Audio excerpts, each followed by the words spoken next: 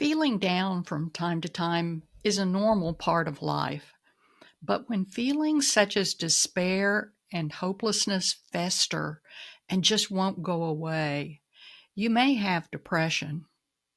It is more than just sadness about life's challenges and setbacks. It changes how you feel, think, and function in daily activities. It interferes with your ability to think clearly and concentrate. It causes physical problems, such as changes in appetite, energy level, and sleep. And it puts a dark cloud over life, sapping the colors away and leaving a very gray landscape.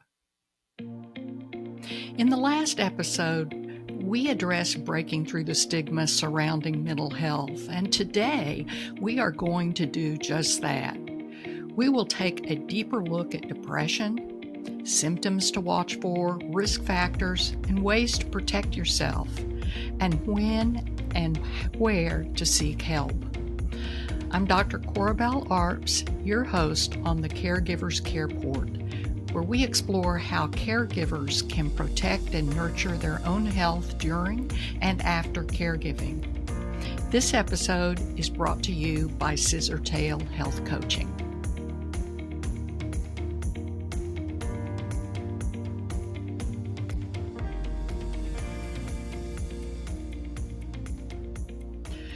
Depression is more than just a bout of the blues.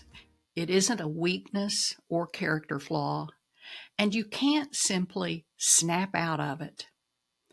Depression can happen to anyone. In fact, 5% of adults and 5.7% of adults older than 60 years old experience depression. And although there are known effective treatments, many who suffer from depression do not seek treatment. Barriers to effective care can include stigma associated with mental disorders. Whether you're a caregiver who has never had a bout of depression or have a history of bouts of depression, caregiving can be stressful and raise your risk for depression. And chronic illness and chronic pain are risk factors. So it is important to know how you can lower your risk symptoms to watch for and your options if you or your care partner become depressed. So let's dive into this sensitive topic. Let's get beyond stigma and start off by clarifying what depression is and what to watch for. Depression is a mood disorder that causes a persistent feeling of sadness and loss of interest, also called major depression or clinical depression. It affects how you feel, think, and behave, and can lead to a variety of emotional and physical problems. Although depression may occur only once during your lifetime, people who suffer from depression typically have multiple episodes during their lifetime. During these episodes, symptoms occur most of the day, nearly every day for weeks or months, and occasionally the symptoms come and stay if untreated. The symptoms of depression may include many different things. Some people may have certain clusters of symptoms, almost all the symptoms, or they may be starting to experience the symptoms as a sign that depression is coming. And the symptoms may include feelings of sadness, tearfulness, emptiness, or hopelessness. The loss of interest or pleasure in most or all normal activities. Hopelessness about the future. Angry outbursts, irritability or frustration, even over small matters. A person may have sleep disturbances, including difficulty falling or staying asleep, or waking up too early, or they may sleep too much. Fatigue and lack of energy, so even small tasks require extra effort. a change in appetite with either reduced appetite and weight loss or increased appetite and weight gain. Unexplained physical problems such as headaches or back pains that cannot be explained medically. They may have agitation and anxiety or restlessness, or have slowed thinking, slow speaking, or slow body movements. There may be feelings of worthlessness or guilt, just fixating on past failures or self-blame, difficulty thinking, concentrating, making decisions, and remembering things.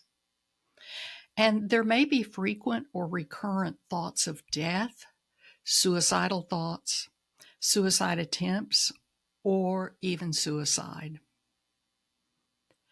Now, a depressive episode can be categorized as mild, moderate, or severe depending on the number and severity of the symptoms, as well as the extent of their impact on a person's functioning. For many people with depression, symptoms usually are severe enough to cause noticeable problems in their day-to-day activities or their relationships with other people. Depression symptoms often vary according to age and gender, with symptoms differing between men and women or young people and older adults. For instance, depressed men are less likely to acknowledge feelings of self-loathing and hopelessness, and instead, they tend to experience fatigue, irritability, sleep problems, and loss of interest in work and hobbies. They're also more likely to experience symptoms such as anger, aggression, reckless behavior, and substance abuse. Women, on the other hand, are more likely to experience symptoms such as profound feelings of guilt, excessive sleeping, overeating, and weight gain.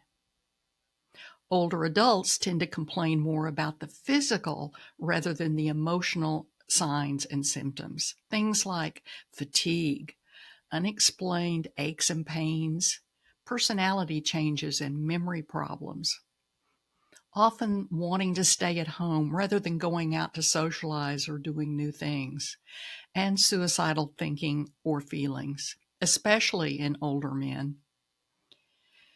They may also neglect their personal appearance and stop taking medications that are critical for their health. Unfortunately, symptoms of depression often go undiagnosed and untreated in older adults, and they may feel reluctant to seek help. It's not known exactly what causes depression. A variety of factors may be involved, such as brain chemistry with changes in the neurotransmitters, which are naturally occurring brain chemicals that facilitate the passage of nerve impulses from nerve to nerve. Recent research indicates that changes in the function and effect of these neurotransmitters and how they interact with nerve pathways involved in maintaining mood stability may play a significant role in depression and its treatment. Also, changes in the body's balance of hormones may be a trigger. These changes can result from thyroid problems, menopause, pregnancy, or the postpartum period, or a number of other conditions. Also, depression is more common in people who have blood relatives who have had depression, and researchers are trying to identify genes that may be involved in causing depression. Well, what are our risk factors? In addition to having blood relatives who have had depression, there are other risk factors. And I think a really big one is stressful or traumatic events. And caregivers are really exposed to that, and their care partners are too. Previous bouts of depression, low self-esteem, and being self-critical or pessimistic in nature. Abuse of alcohol or recreational drugs. Also, serious or chronic illness, including cancer, stroke, chronic pain, or heart disease. a history of other mental health disorders such as anxiety or PTSD, and certain medications such as some high blood pressure medications or sleeping pills. But talk to your doctor before stopping any medication. While there is no sure way to prevent depression, there are strategies that may help. First of all, take steps to control stress. And I know as a caregiver, this can be a tremendous challenge. But it's important for caregivers to get help when it's needed and to take time away to recharge and engage in activities that they enjoy and that are restorative. Try to keep regular sleep and wake times as you are able, and eat healthy foods in appropriate amounts. Get regular physical exercise, even if it is to take a brief walk. Try to maintain your social connections. Reach out to family and friends, especially in times of crisis, to help you weather the rough spells. So, what if you're noticing some of the symptoms or you suspect that you or your care partner may be depressed?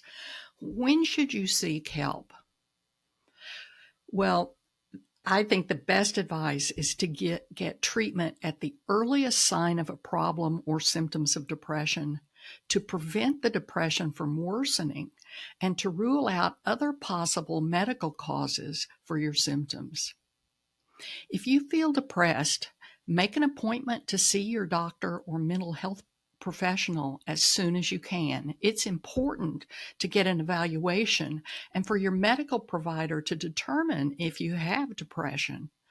Also, there are other mental health and medical conditions that can mimic the symptoms of depression. These include chronic fatigue syndrome or long haul COVID, Parkinson's disease, fibromyalgia, diabetes, hypothyroidism, anemia, low blood sugar, and vitamin D deficiency, to name a few. Blood tests and other screening methods from a healthcare professional can help identify if these conditions are causing your symptoms. At its worst, depression can be life-ending when it advances to suicide. Depression is a major risk factor for suicide. Deep despair and hopelessness can make suicide feel like the only way to escape the pain. When you're feeling suicidal, your problems don't seem temporary. They seem overwhelming and permanent. But with time, you will feel better, especially if you get help. There are people who want to support you, so reach out. If you think you may hurt yourself or attempt suicide, call 911 or your emergency number immediately. If you're having suicidal thoughts or just wishing you were dead, consider these options. Call your doctor or your mental health professional. Call a suicide hotline.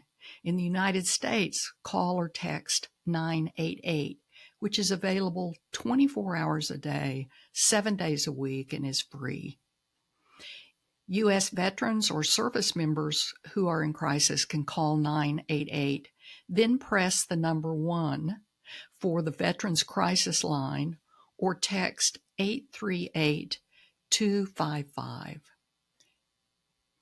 You can also reach out to a close friend or loved one, or contact a minister, spiritual leader, or someone else in your faith community.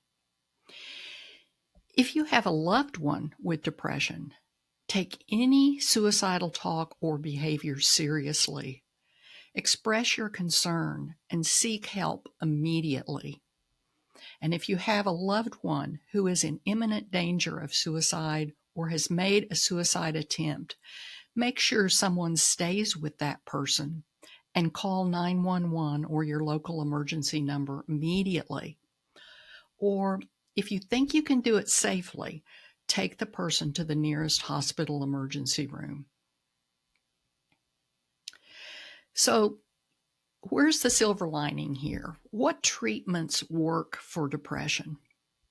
Well, there are effective treatments for depression.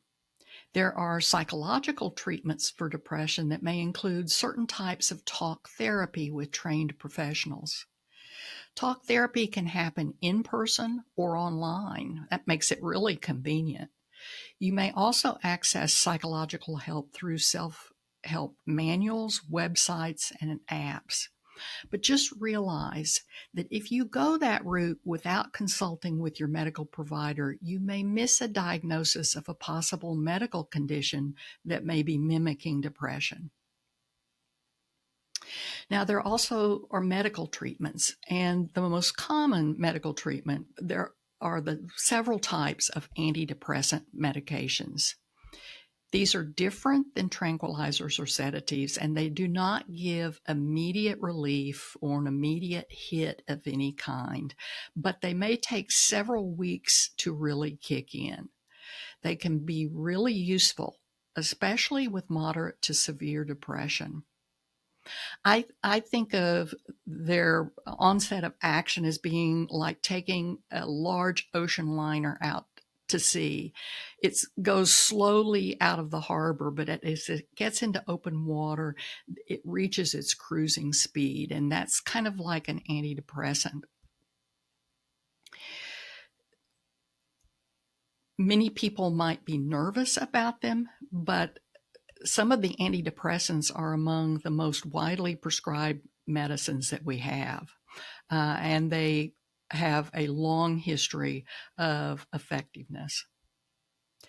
There is also evidence that good self-care can play an important role in managing symptoms of depression and promoting overall well-being. And I think when you add the psychological treatments, the medical treatment, and the good self-care, it's kind of like you get a greater result than just the sum of their individual influence. Now, we've talked about some of these earlier, but I think it's worth highlighting them again. Exercise regularly and stay connected to friends and family, and try to keep doing activities that you used to enjoy. Stick to regular eating and sleeping habits as much as possible, and avoid or cut down on alcohol, and don't use illicit drugs, which can make depression worse.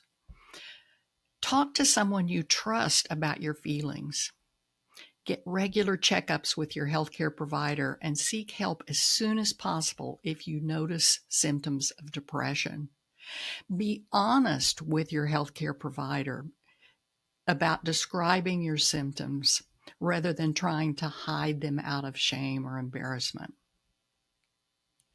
Take care of yourself by noticing how you are feeling, thinking, and acting. Pay attention to any warning signs or changes that may signal depression. And if you are aware of any, get help. Remember, you are not alone, and many people have gone through depression and found help. Help is available. You deserve care. Your mental health matters for your quality of life and the quality of the care that you give to your loved one. Well, that's a lot for this episode. I find it challenging to do a podcast and give information about such a sensitive subject without the message becoming too heavy or just too fact-dense. But I feel strongly about the need to champion mental health, and I know that there are effective treatments for depression. I would love to work with you personally, but I know that's not possible for everyone. But I hope that speaking about depression on this podcast will help destigmatize it and normalize getting help for it. And I hope that it helps you if you need that help. I wholeheartedly encourage you to get help if you recognize any or some of the symptoms in yourself or your loved one. If you would like to work with me one-on-one in a personalized health coaching program, or you would like a complimentary 30-minute coaching session with me, send me an email at cba@scissortailhealthcoaching.com or visit my website, www.scissortailhealthcoaching.com.